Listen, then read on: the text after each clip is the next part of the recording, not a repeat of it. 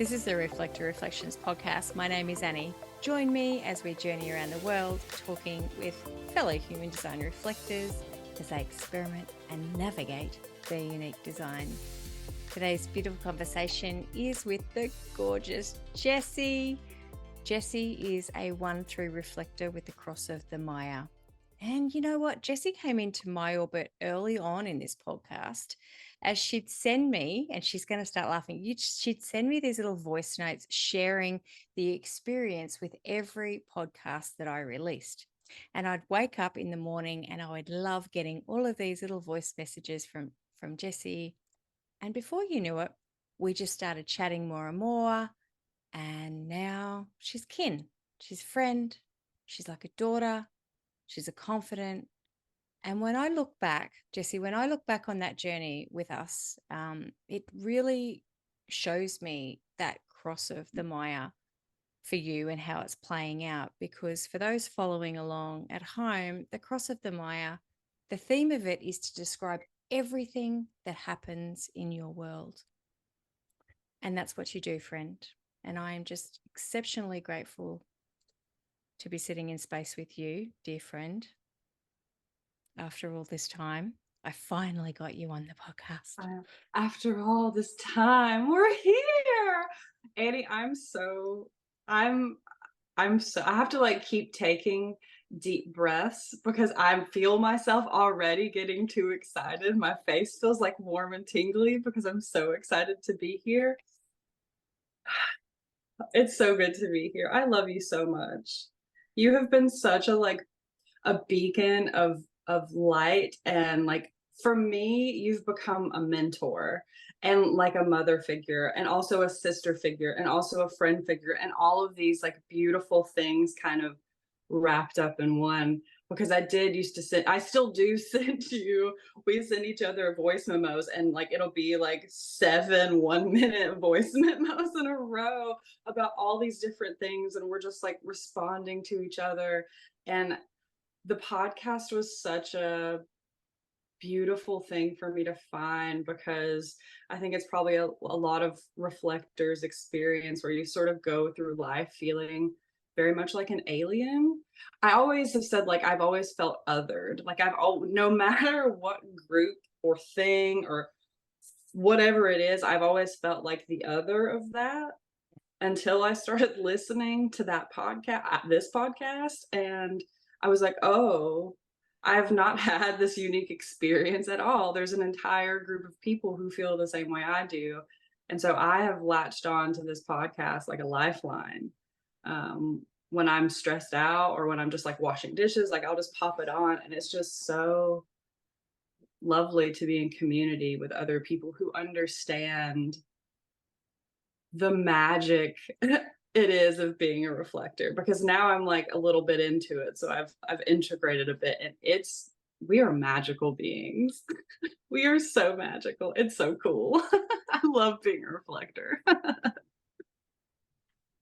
Wouldn't really trade it for anything in the world now that you kind of at first it's sometimes you think, it's the pits. I want to be this or I want to be that. But you're like, oh, I really like us. I really love us. Mm-hmm. Okay. As we do, let's talk about you. How did you find human design, or how did human design find you?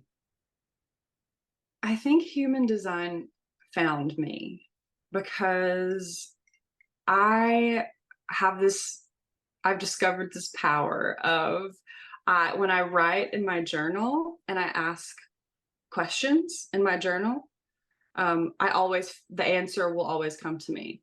And that this isn't something that that I decided that I was going to have, where I'm like, oh, I hope this happens. It was a thing where I started journaling several years ago when I started my whole awakening journey, we'll call it.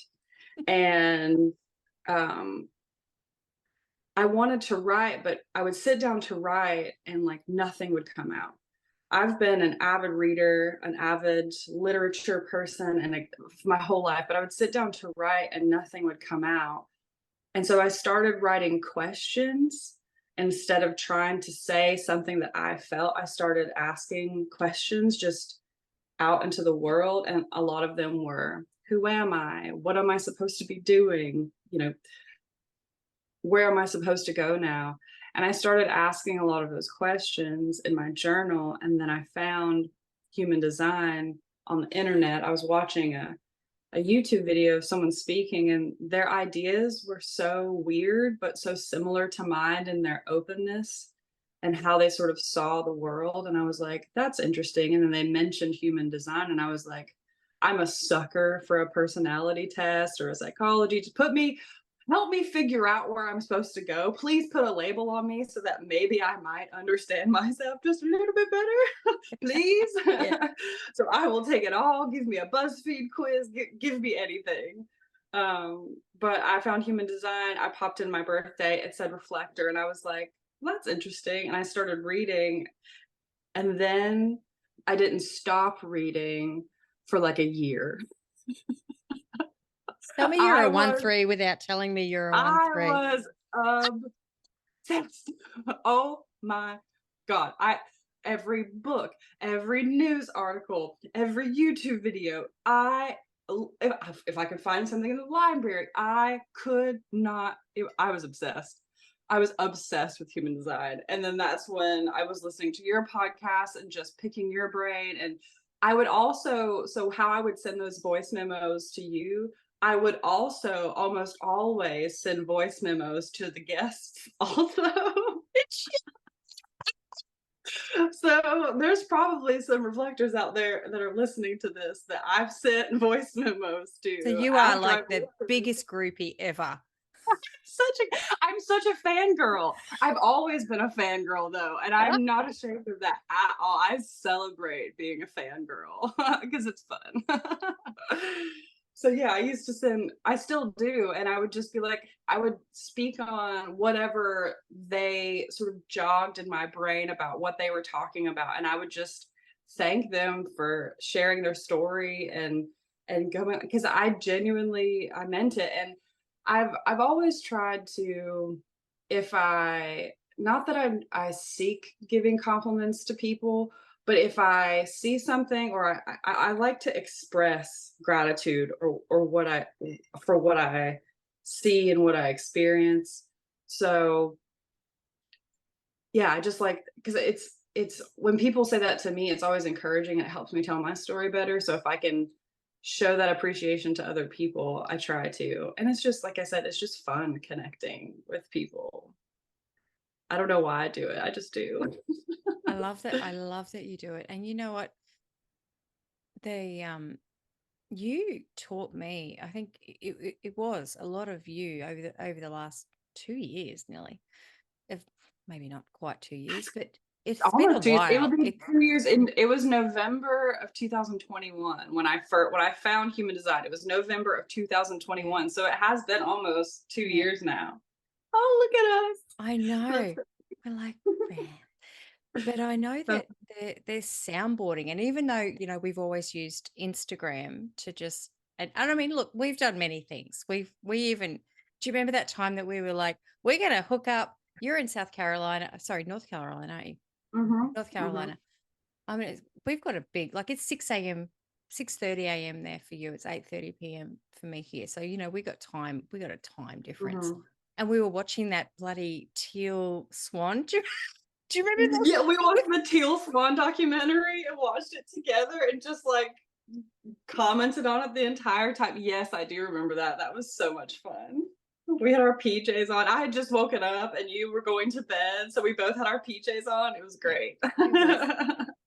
But you have taught me the power of, and you know what, that 60-second clip thing. My girlfriend Kaz and I, we're the same. We're both 5 1s as well, and you've taught me this beautiful gift of soundboarding, because that's something that you and I have really helped each other through. Like sometimes we'll come back and say something, but most of the time it's just like having a lifeline of a friend to reach out to, hey, and go, I'm having a really fucking shit day, or this is happening for me.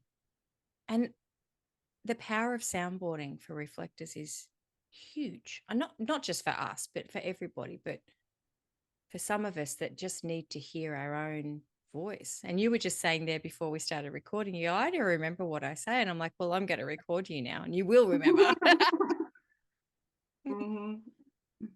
Yeah, it is nice to hear my own voice. And not that I am like obsessed with it, but it's there's just so much that is in here in my little mind. It's just it's a beautiful and sometimes scary place. And when I get the words out, it's like when I feel the vibration even in my throat and it coming out, and when I know that it's going to be received with love and open-mindedness, it releases like the feelings that are stored in here, and the dreams and the interpretations I have of my life. It just helps me sort out what is actually in my body and what I feel to be true and what my mind is telling me, which are most often two completely different things. Mm, yeah. And it's super helpful, and it's it also helps me understand why I struggled so much growing up, because I soundboarding was not really something I've ever really been able to do with people very well, like with family and things like that. So self-expression in that way, I sort of, through my own stuff, put up a lot of walls and sort of retreated back into myself. And I think my family often will say, suck it up, so I sucked it up. But when you suck it up for so long, like, you just end up taking in all the poison. And I think that's what happened, is that because I wasn't soundboarding, because I wasn't expressing myself, because I wasn't getting it out, it was just living in my mind. And so it was living in my body. I got really sick.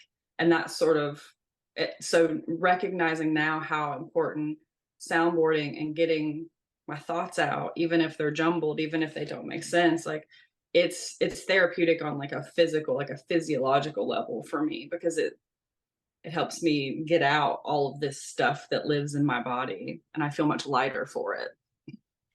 Yeah.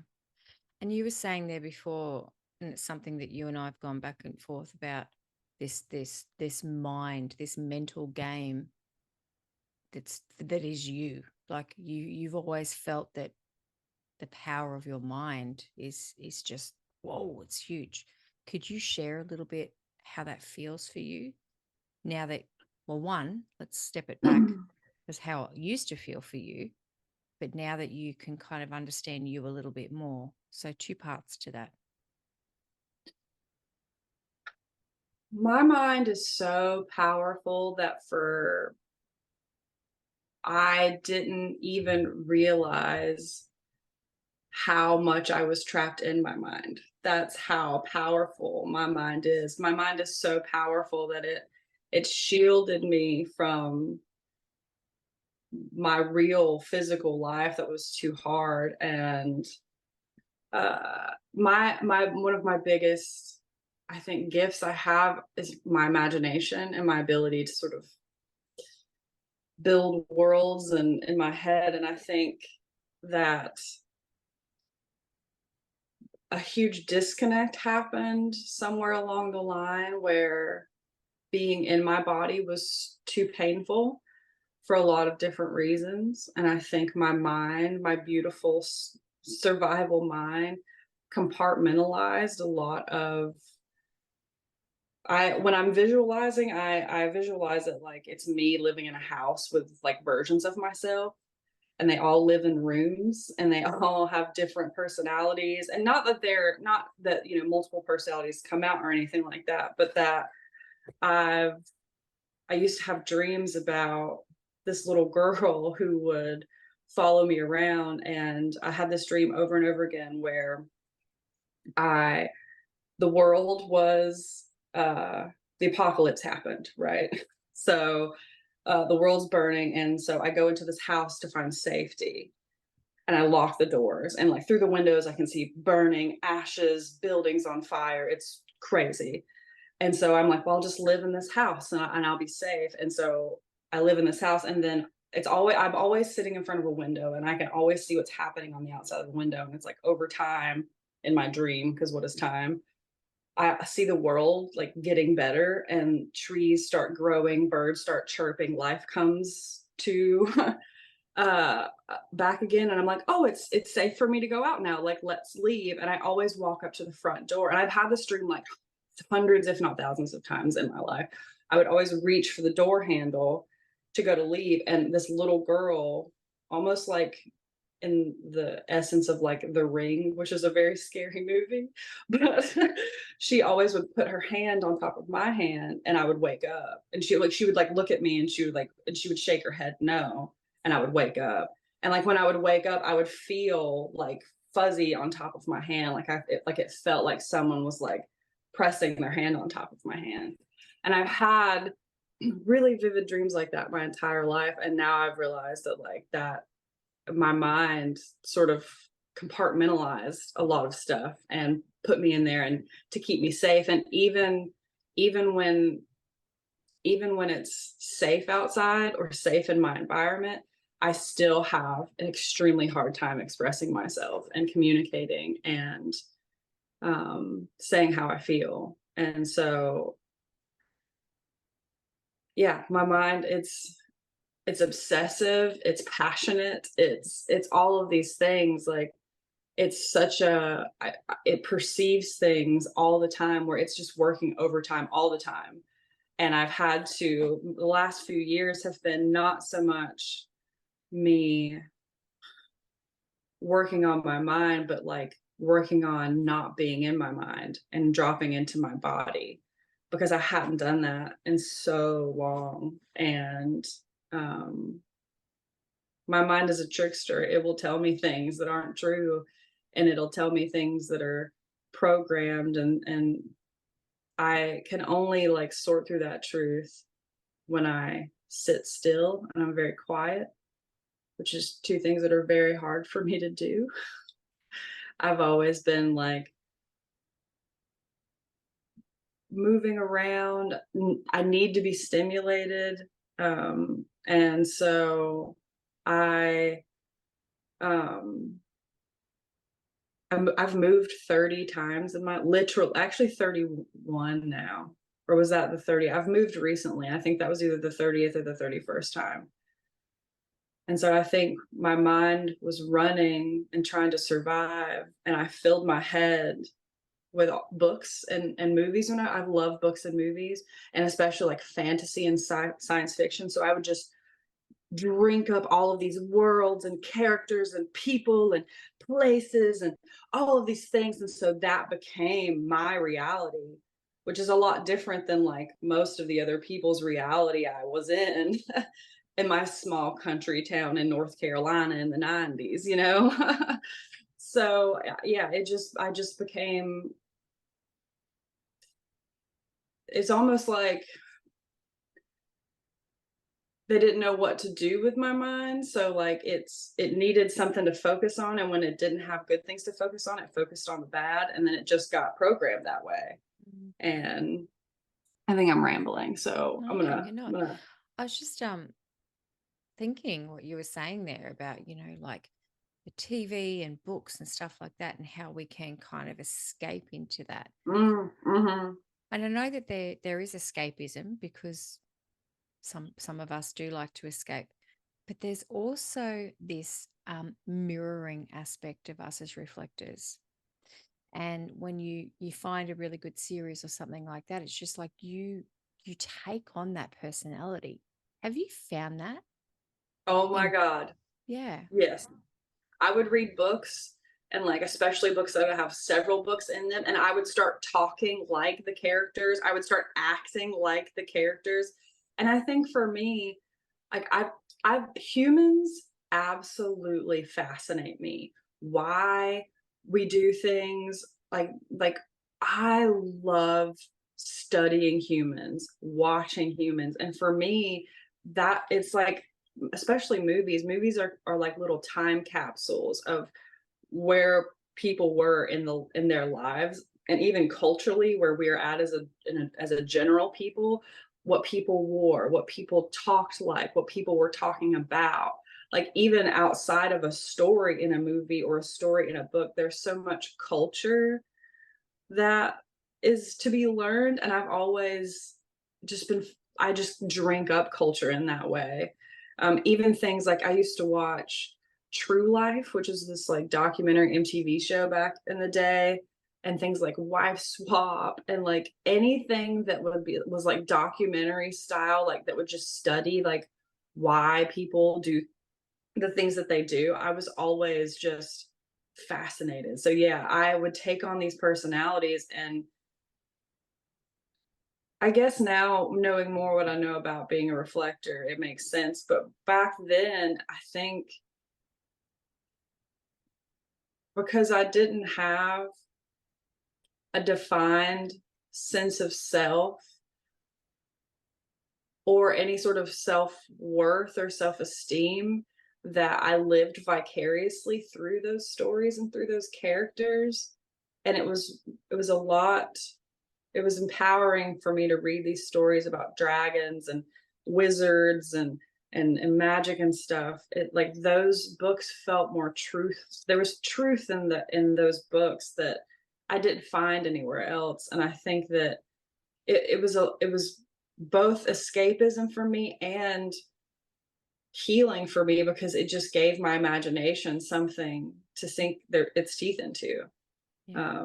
And I'm still that way to this day. I'll watch movies or, and I've gotten better. I don't take on those personalities as much anymore, which is, but I take what I want from it and I let it shape who I am. Where it's like fun now, right? I used to try to put myself in a box so much, and we've talked about this a lot, even like putting things in like a bio or like an about me and trying to identify myself and label myself. Like I'm so good at like sampling it all and like experiencing it all and like taking what I want and just letting myself be this fluid being that just changes all the time. Like all the time, constantly changing. And the more I let go and let myself change and just experience the world and sort of sample it, I think is a word that's used a lot in that, like sampling the world. Like it's such a cool, beautiful experience that like it's really hard to explain with words. It's more of like a feeling in my body. It's like this little bright light of star that like an actual star that lives inside my being that like just starts glowing with this white hot light when I think about how exciting it is to experience the world and take in the world.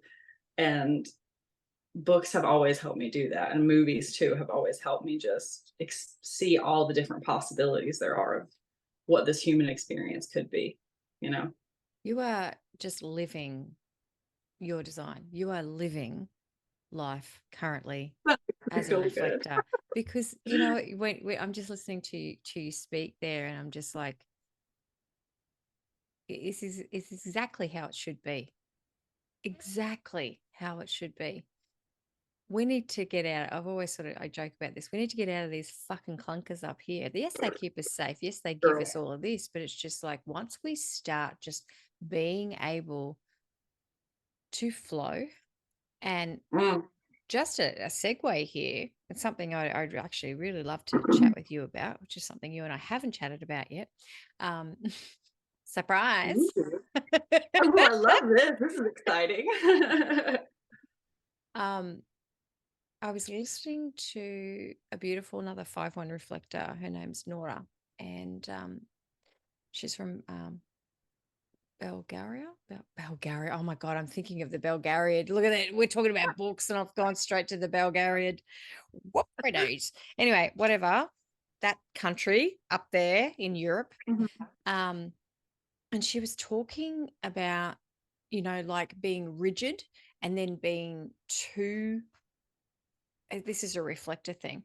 So she was sort of speaking about how we can get like really like loosey goosey to the point of like being despondent or being like distracted. But we can go Mhm. to the other extreme of being like really rigid. And the purpose that she was kind of trying to express is that we should try and be balanced And I'm like, that's true. And that's, I think, what I've always deemed as that's that finding who you are, like where your energy ends and others begin, or finding you and what you're doing and what you have done. And even hearing your words then sort of, I think that's what you're speaking into as well, of going, I have a tendency to be this way. And I've needed to kind of pull it back in and just go, but I'm happy to be here and surrender to a lot Yes. of shit. Yes.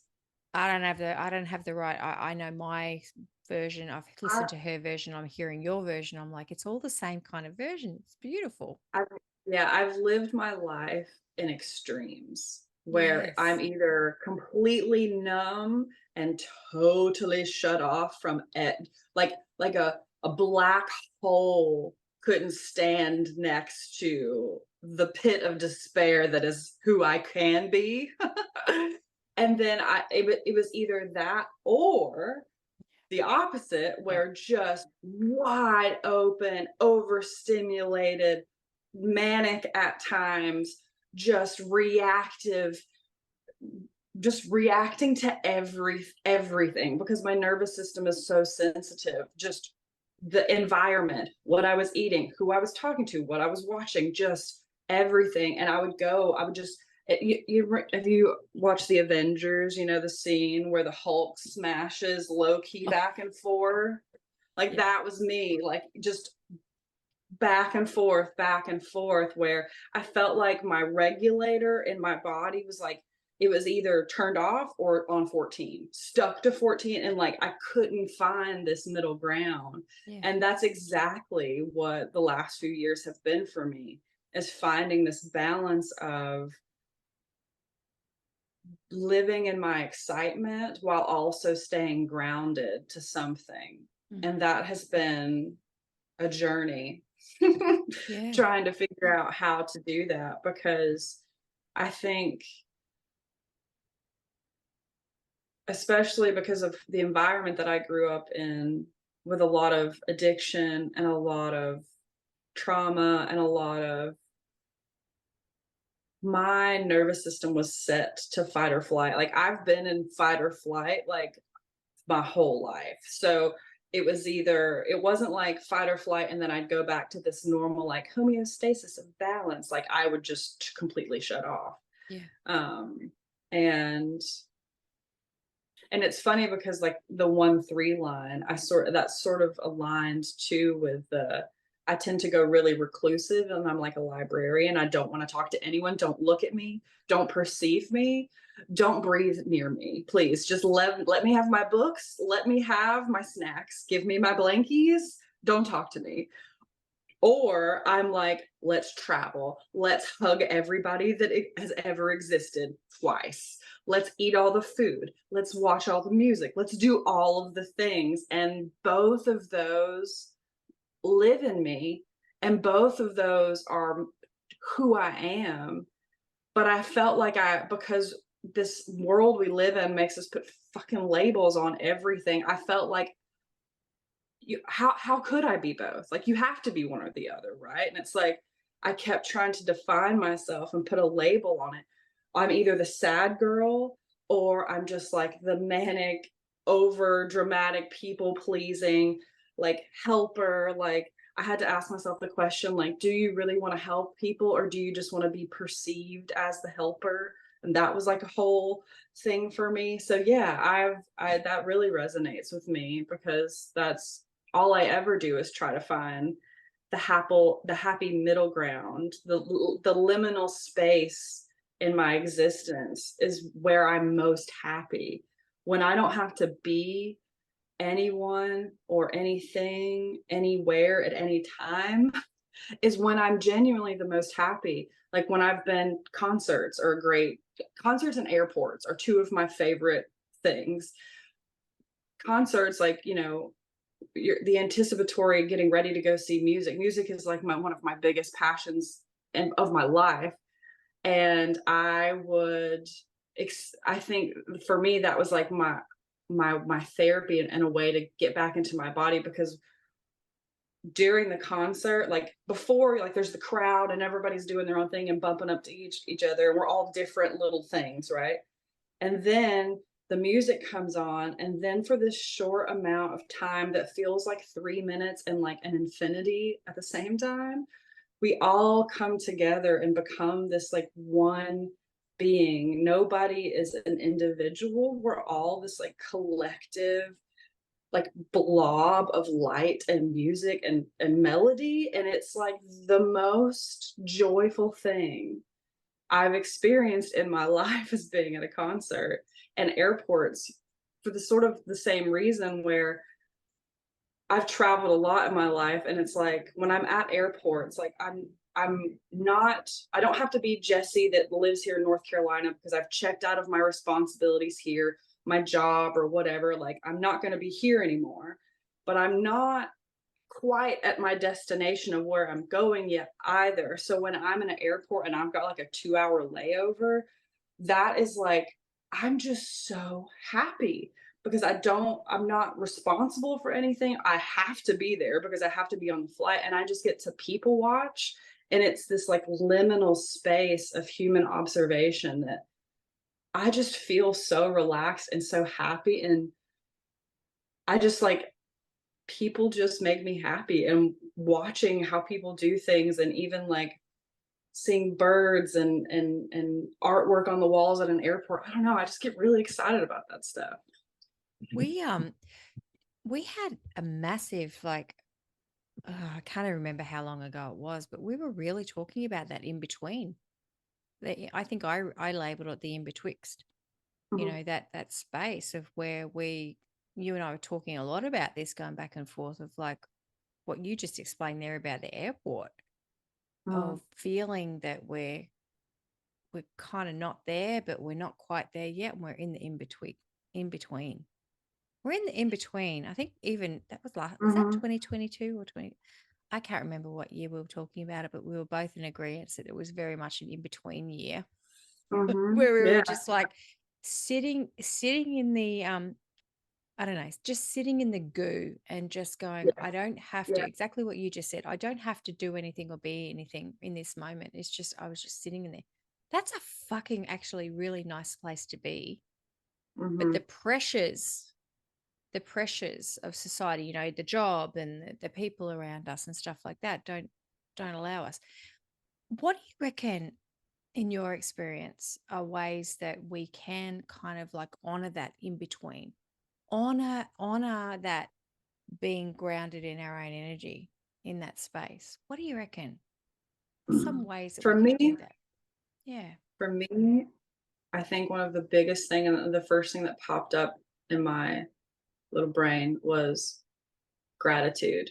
And I feel like that's such an it's sort of like an overused word. So people, the internet culture, you see a bajillion memes about gratitude, and all of a sudden just dilutes the meaning. But for me, like I think being in that middle space is just slowing down enough to take notice of the millions of beautiful little glimmers that are around you at any given moment.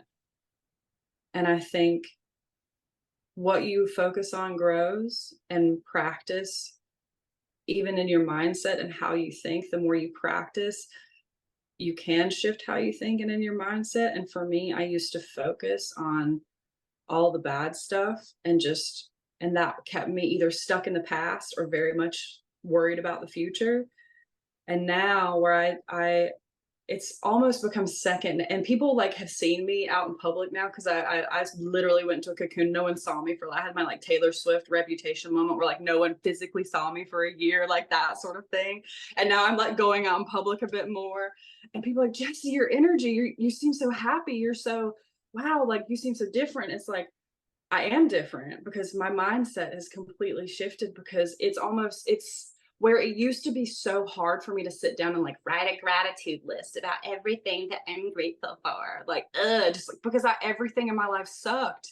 And I was just so angry. And I felt like it was just such bullshit, me writing down the sun is shining, like who cares? Like I'm miserable. Like where now it's so second nature to be like, there's a tree that like is right here in front of me that I get to look at every single day when I wake up, and the sun's coming up behind it, and that takes my breath away.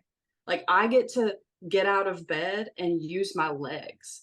Like I get to walk. That like some people don't get to do that. Like I get to like I can literally right now plug in any song that's ever existed and listen to it almost immediately because of the internet and Spotify and Apple Music.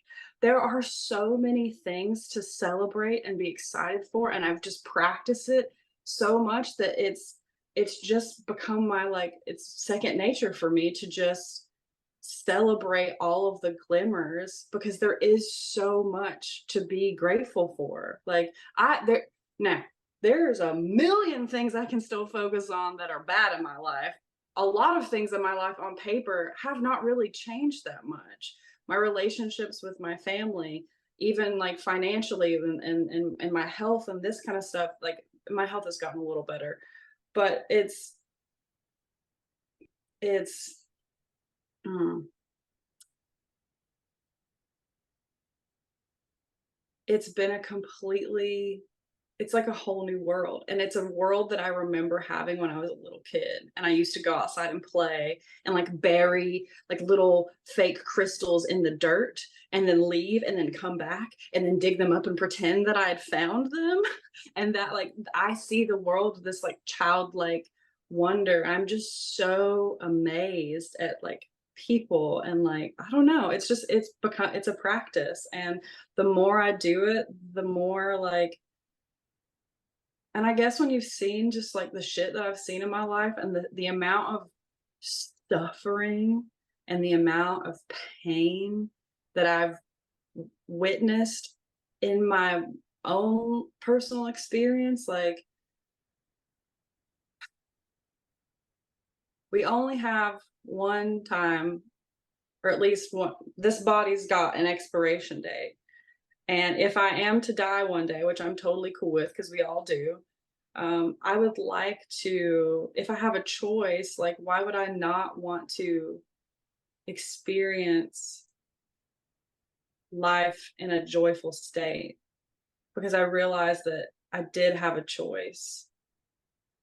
It was a lot of conditioning and a lot of my environmental influence. And I could choose. I became an adult and I could choose different ways for myself. I could choose different paths. I could use there's knowledge. The library is like the best resource in the world. Like there's books for if you have something going on in your life, there's a book for it. Like there's knowledge out there. And I got curious again. I think in my 20s I stopped being curious and I was just like, I'm gonna survive, I'm gonna fit in as much as I can. I need to be accepted by everyone. I need to be liked by everyone. Everyone must like me.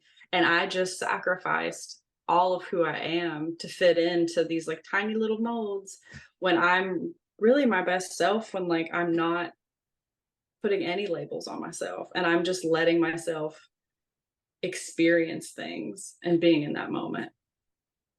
So, I am so glad that you have been traversing this journey and just even the last 2 years, how much uh, you've grown, how much mhm. you've I've legitimately grown. you That's have. cool. I don't often celebrate myself, and I'm trying to be better about that, and that not be better, but just recognize that like who I was a few years ago and who I am now, I have I did that work. Like Yeah. I looked myself in the mirror and I was like, you do like at the end of the day, like you got to take some personal accountability for how you're moving through the world and how you're reacting and how you're, and I did, and that was hard. Looking because because I wasn't looking at myself in the mirror, I was looking at shame, I was looking at fear, and I was staring all of that stuff directly in the face, all the stuff that I had been running from, all the experiences, all the embarrassment, all of the struggle, all of this stuff I'd been running from, and I had to look at all. And it wasn't the stuff that had happened, it was the shame that I felt because I thought it was my fault. I thought I had caused most of it. I just felt filled with fear and shame, and I had to look at all that and examine it And it's there's like a saying, like, you'll feel worse before you feel better, and it's so true. So anyone out there on their journey, like, if you'll feel worse before you feel better, because running keeps you away from that stuff. You have to feel the full force of your suffering. Like, I came into my awakening through the door of suffering. Like, I had to walk through the door of suffering to get where I'm at now. But I think it has given me the ability to appreciate the little things, because it's, you know, Well, you know what? Even in science, there's no energy created without friction. yeah, So it's a real true testament to life that we can't just expect life to be easy all the time, because without pain, there's no growth. It doesn't have to yeah. be pain, physical pain, but it has to be Mhm. some form of friction. Now, you were just saying there before as well, and I want to bring this because it's been huge for you. I know you personally, so I can. But your environment changed, like you were changing, and you changed your environment, and boom. Let's Dude, talk about okay. growth there. Oh my god. Can we The share that? Because when they say reflectors, you need to really honor your environment, you Yes. again are a walking billboard for this. Yes. Your environment influences you so much, and the environment that I was in, I knew that it was terrible for me. I knew it was sucking the life out of me. I knew it was bad. And I remember even sending voice memos to you and like talking to you about it. And then when I finally decided to leave that environment, to sever that relationship, to remove myself from all that came with being in that environment, because it wasn't even just, it was my physical environment because it was so messy and I couldn't control everything. It was the emotional environment or lack of emotional intimacy in that environment. It was the people that came around because of that person that I was in a relationship with. None of it jived with me. It I and I don't want to dwell on that so much as I want to like celebrate and like how immediate how immediate I the drive, oh, like when I physically left that place and drove to where I was going to next that night, I literally was laughing out loud with joy. It was an immediate lightness. I was like, where I had felt all of this anger, this resentment, this tension that I would hold in my jaw, and I would just grind my teeth even when I was away, where I was constantly just holding myself in these tense, angry, energetic fields. Like, I was, it's insane. Where things I used to just obsess and think over all the time, I have not thought about since I left. Yeah. Like, it's insane. So, yeah, and yes, whatever environment I in will influence me tremendously. And now I'm consciously putting myself in beautiful and supportive and encouraging environments, and I'm flourishing. When I'm encouraged, when I'm supported, when I'm validated, when I'm allowed to just be my open, free self, when I'm honored, when I'm respected, I am a freaking sunbeam. Yeah, you are, Just baby. naturally, like, not even that I'm trying. Sunflower. I'm just a freaking sunflower. I'm so stoked to be alive. I'm so stoked that people are alive. I'm just fucking stoked. It's wild. And it wasn't even like the where I would turn off and then turn way back on, which I sort of did have that experience where I went from sort of, I was cocooned, I was goo, I was a caterpillar, and then and then I decided I was going to break out of the shell. And so the last like 2 months have been a lot of, because my mind is so good at compartmentalizing things, I'll often even forget that things have happened to me, really painful things. I'll just won't remember them, but my body remembers. So I'll be like feeling horrible and terrible. And then I'm like, why do I feel so bad. And I'm like, oh, well, like I have experienced this, and this. Like, I just forget that it happens. So yeah, changing my environment, and even for my health, like putting myself where it around clean quality air, and like even just the cleanliness of it, that sort of thing. Like I'm allergic to animals, so like I don't live with pets and like that kind of thing. Like it's been really good for me. Really good. The Yeah. best actually. Yeah. And you're here.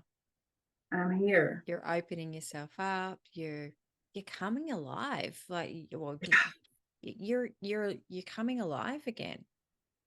And may I ask, to throw you on the spot, how's your writing going, friend? It's Because going. if for those that are listening into this, and if I do keep it in, Jessie's a quite a talented writer, and maybe now that she's removed herself from bad environments and is honoring her own journey, I want to hear how that's going, friend. Yeah, so it's going. My writing journey has been an incredible experience for me because I had not identified what as being a creative person, even though I loved creativity. I didn't feel creative. And I decided a few years ago that I was going to write this book because I was working a job that I was talking to people every single day. I was a CBD consultant. I worked at a CBD dispensary. And so when people come in to talk about those things, they're not talking about sunshine and rainbows. They're talking about their depression and their arthritis and their, CPTSD and all this stuff. So I would talk to all these people about their problems, and I would just share with them things that I had experienced in my life. And I heard so many times, like, you should write a book. Well, you should write a book. You should write a book. You should write a book. And I was like, I should write a book. This should be fun. That's what I'll do. That'll be what I do next. Like and so actually started podcasting first, and that was how I was going to organize my thoughts to write a book. But I decided I was going to write a book about how hard it was to be human.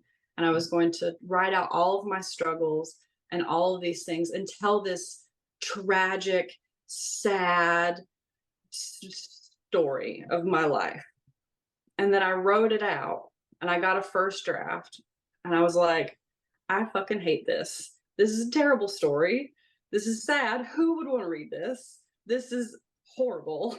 And not that my writing was horrible, but that my perspective about my life, I realized, was so bitter. It had such a bitterness where, and then so over the last few years, I started doing my journaling. I started writing. I've been involved with writing groups. And I've had this epiphany where I think the thing I am most afraid of is expressing myself. When I think about honestly saying what I say, and or showing who I am, I'm flooded with, I can even feel it in my body right now. Like I'm flooded with like this fear of someone perceiving me wrong, or not understanding me, or me upsetting someone because of my perspective about something, because that's happened a lot in my life. And I think, but now I've realized that not expressing myself is what's killing me and what keeps me sad. Because I in 2020, I was having a really, really shitty mental health day. And I was like, I'm going to write out, and this is actually going to be in the book of, I wrote out every bad thing I was thinking in my head. So it's just that I was just like, I'm just going to get it out. Just get it out. You're ugly. You talk too much. You're too sensitive. You're too tall. No one likes you. You're a crybaby. Just everything that I was thinking about myself, I wrote it down on this sheet of paper. And then I cried because, release. And then a few months later, I came back to it when I was like trying to, write this book and put it in there. And I was like, where did all of these thoughts come from. Like, if this is my belief system, if this is how I feel about myself, this is sad. Like, it was a really bleak s- point of view about who I was as a person. I was like, where did all these come from? And I started going through the list one by one, and every single thought on that sheet of paper, a sheet of paper that's literally how I felt about myself. It informed every decision, it informed every relationship, it informed everything. Every single one of those thoughts did not come from me originally. Yeah. It was something that I heard from somebody else. And most often it was a family member, a person at school, like a peer, just some, out on the street, but most of it came from my family and things that I'd heard from my family. So not one thing on that sheet of paper was an original thought from myself about how I felt about myself. It was all other people's opinions. And I was like, so you're telling me that like my entire system of like how I believe and what I believe in myself like is genuinely based in other people's thoughts. Like that doesn't seem good. That doesn't seem natural. I was like, well, let's figure out some, and I think not even consciously, but I think I began to seek how I really felt about myself. And a lot of my writing hasn't even been writing at all. It's been me sitting in the quiet or me doing a daily walk or something like that and just releasing and trying to figure out how I really felt about myself, what I knew to be true in myself, and what was other people's projections and other people's perceptions of how they've interpreted life.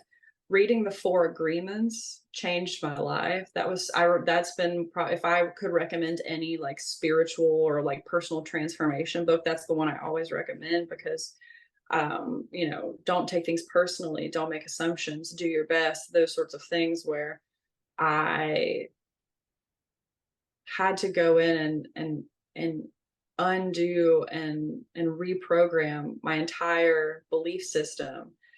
And I started discovering in the quiet or on the daily walk, I started discovering these things about myself where a year later I did it again. I was in a different headspace and I was writing things like, you are funny. You have a huge imagination. You're a really good friend. You're caring. You love animals. Like I started like, and those were like original things that I felt within myself that I really felt to be true. So I thought the book was going to be about my struggle, and it's actually turned into how I've transformed the struggle or the story of my struggle into like the power of love. Because there's just so much wisdom and pain and suffering if you know where to look. I'm going to get emotional. Like, there's just so much. I'm so grateful for my life and what I've experienced because I do have my world is so rich.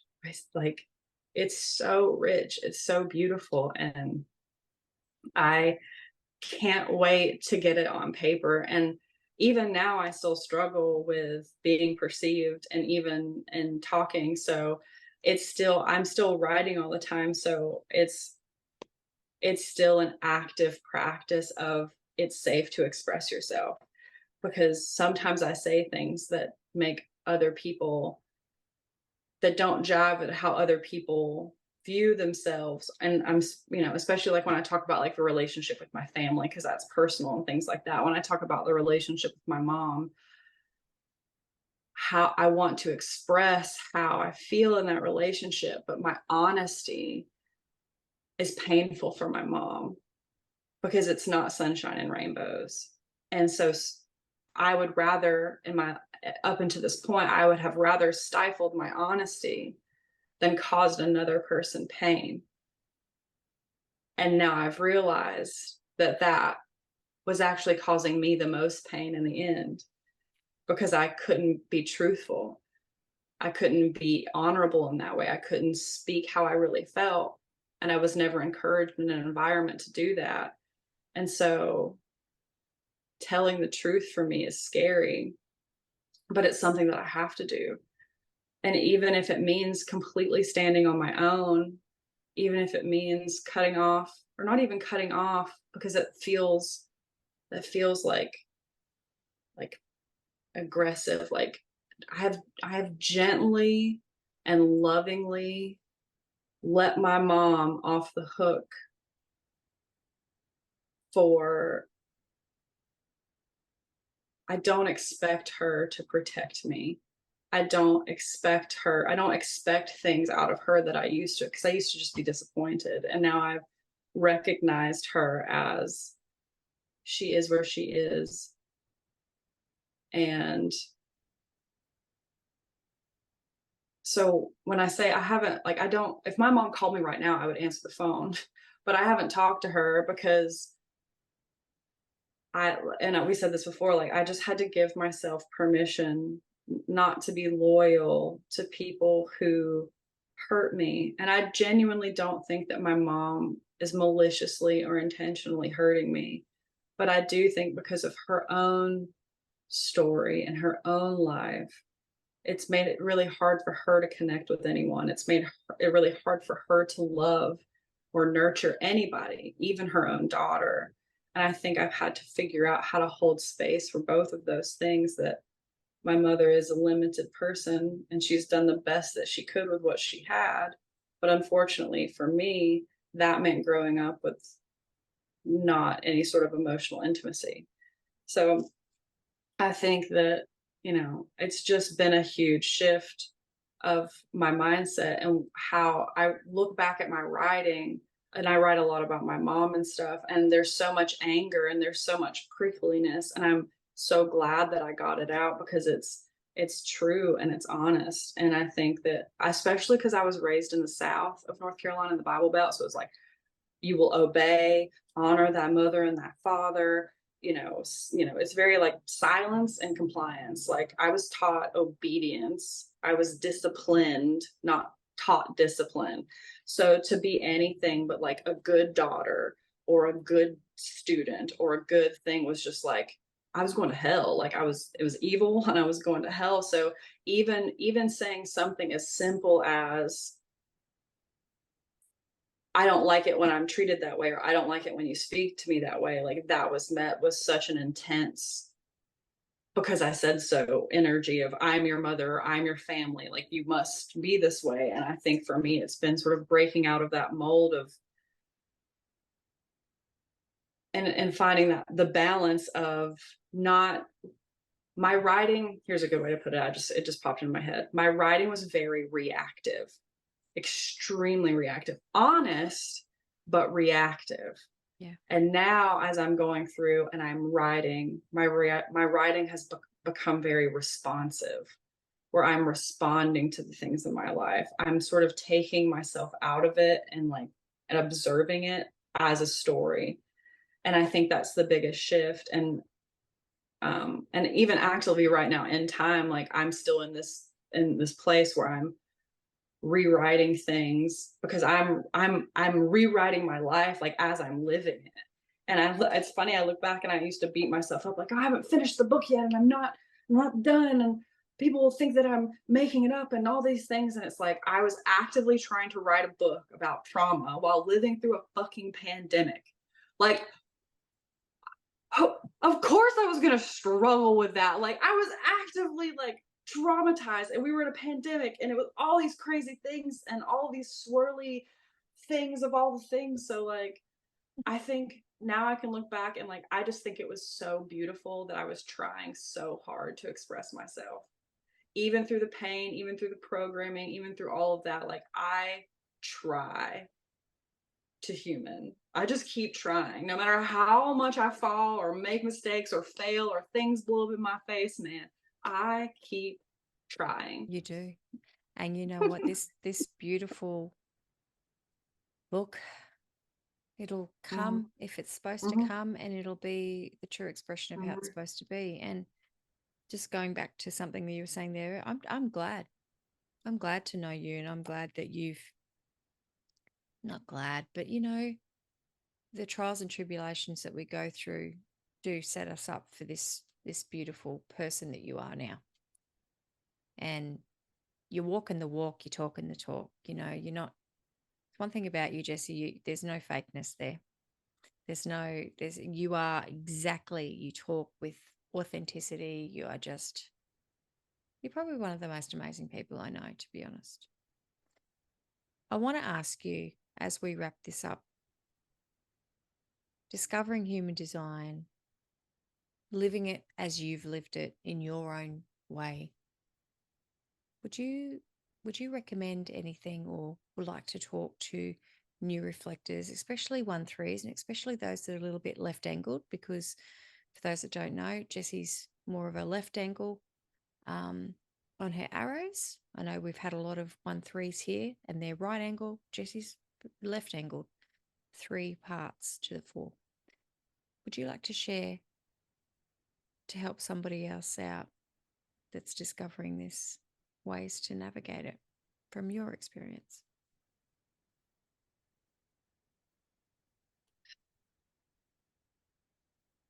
The little whispers of knowing that live inside of you, run after those as fast and as hard as you possibly can. Everything that you need to know is already inside of you. We're mirrors. So when I see a book, it's not that I'm learning something. It's just reflecting back to me what I already know. So even in my most desperate times, I have never been alone. And you are never alone, because I used to grow up and be like, I'm so alone and no one understands me. And I'm so lonely. And I have been there through every tear, through every cry, through every painful experience. I have been there. I've never been alone. And I've gotten myself through, I've survived everything I've been through. And not only have I survived, but I've come out on the other side with more kindness, with more empathy. And I think for me, when I was a new reflector, and I still feel pretty new because it's only been a couple years, but it felt like someone gave me permission to be myself. It's like I felt like, oh, like all of the things that I hated about myself all of a sudden were like the most powerful, magical things. So I think whatever brings you joy, whatever takes you out of your mind, like go towards that. For me, it's music and it's dance and it's cooking and all of these things. So I think I trust that when people are ready to find out what they need to know, they'll find it.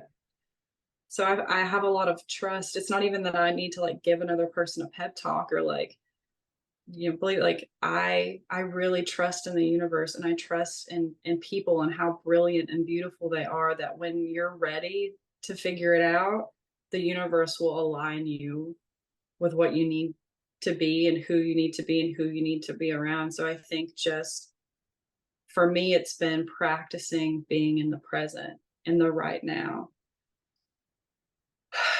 taking a deep breath and just pausing and just holding space, that we're on opposite sides of the world right now, and we're sharing in this conversation and this connection, and just slowing down and appreciating those moments. That's been what's been really helpful for me, is to just slow down. And that's hard to do in this world because it's all fast, it's all instant gratification. Now.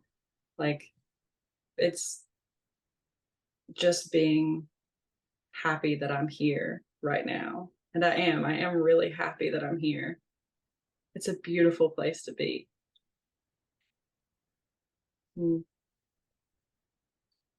How can people get in touch with you if you'd like them to? Otherwise, you can tell them to get fucked. Because that's how. Well, yeah, so this is exciting. So, and I guess I'm going to put this here also for some personal accountability. So, I have been actively working on doing podcasting again, and I want to do it. And so I'm going to do it. And I've actually been working on it and setting up interviews and stuff. And so you can find me on the internets, on the social media. All of my handles are all Hey Jessie Raye. So any of those things, the Twitter, Instagram and stuff. And then I think maybe by the time this is out, I don't know, maybe I'll have it up, but eventually I'm going to put up my Substack, which is Hello Beautiful Human, which is what the podcast is going to be called. So you're getting like exclusive. It's going to be, and it's funny because my first podcast was Hard to Be Human, and it was talking about people, like bringing on people and talking about what they've struggled through and how hard it's been. And now I have this like joyful burning desire to start Hello Beautiful Human, where I just talk to people and I celebrate where they are at on their journey right now, because that feels more honorable to who I am. And it's such like a how much I've transformed, how I identify with being a human, and it's just so different. So that you'll find me if you want to seek me out. But yeah, I'm gonna be doing that. And yeah, if anybody wants to podcast with me, yeah, just hit me up. And that's the thing, like I used to, the reason it's taken me so long to figure out this podcasting thing is because I kept trying to figure out what it was, like the thing, like the niche of like, are we going to talk about this? Are we going to talk about this? And what's the cover photo going to look like? And what's the logo and all of the, it has to be the thing. And what's it going to be? I just, everything felt too small. Like it felt too boxed in. And then Hello Beautiful Human came to me and I was like, that just felt so open-ended to just literally talk to, I think everyone's beautiful, so I get to talk to everybody. I don't have to like put myself in a box or say we want to talk about this or we want to talk about that. I just want to hear about whatever's happening in the now right now. And like I've met so many incredibly interesting and fascinating people in my life, including you, Annie, that I just want to keep, I want to, what you focus on grows, and I want to grow that part of my life where I'm continuing these connections and conversations without a script, without a plan, without, all these things, just like whatever magic we can capture in the moment, and let's just see what happens. So that's what I've been working on. And then also I've been working on my book, which will probably be called Hello Beautiful Human, but don't quote me on that. My book title's changed about 900 times in the last 2 years. Whatever, and I trust in that. Or I used to freak out and I'm like, well, I can't even start writing it until like I have the title. And now like I know like all that stuff will come. Like I have to get it out of my, and I needed some time alone to like figure that out. Some like real time, like genuine time of like being in my own energy, spending time by myself. And I've honored that, and it's evident in who I am now. And I'm really proud of myself. And I'm even proud of saying that I'm proud of myself, because that even feels foreign coming out of my mouth sometimes. So yeah, that's how. Proud of you too. And I so love you, and I'm so excited for you. I love Hello, you too. beautiful human. Mm-hmm. You, beautiful human, you. Anyway, You're a beautiful human. thank I'm you. so happy to be here. Thank you for having this chat with me. Thank you for just sitting in space. And Yeah, thank you for letting me talk like literally the whole time. it's fine because that's what we do. Well, Mhm, no, no, mhm. no, that's not what we Yeah, do. You don't talk all the time. Sometimes I talk all the time. that's true. It was just you'll come on Hello Beautiful Human and you'll get to talk to me and it'll be great. And then you'll just talk. It'll be great. It will be. Thank you, darling. I'm going to wrap this one up. I appreciate you Yes. so much. Thank you for just sharing the gorgeous you. Thank you for letting me be here right now and express myself in a safe and encouraging environment. You are a life saver, changer. You're such a mentor and such a warm, you have mother energy, and like, and I mean that in the most like beautiful and like hot, like cool way. Like you just exude like nurturing, like wisdom and like a grace and an elegance that I just respect so much. But you're also like funny and goofy and like nerdy, and we can like nerd out together. So it's really great. I swear a lot. Happy full moon, by Happy the way. full moon. It's a full moon today. A Oh full yeah, I moon. forgot about that. It is a full A moon. full moon. I've It's got my gonna be candle. good. Like my new moon, my full moon candle's going. Yeah. It's a full moon. I'm gonna do some meditating And and do some howling. I'm gonna go do some howling. Ow! Oh.